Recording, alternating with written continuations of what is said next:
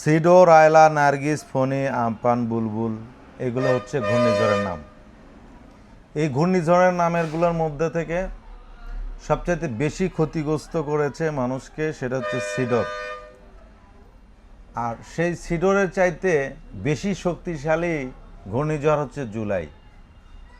এই জুলাই ঘূর্ণিঝড়টা বাংলাদেশের আকাশে 2024 সালে আছড়ে পড়ে। সেটা এখন বাংলাদেশের আকাশসীমা অতিক্রম করে ইন্ডিয়ার আকাশসীমা গিয়ে পড়ছে।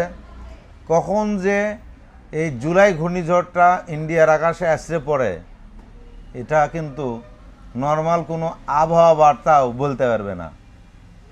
অর্থাৎ ঘূর্ণিঝড় হিসেবে যেগুলো নামকরণ করা হয়েছে সেগুলোর সঙ্গে কিন্তু জুলাই ঘূর্ণিঝড়টাও নামটা সংকলন করলে কেমন হয় আপনারা বলেন।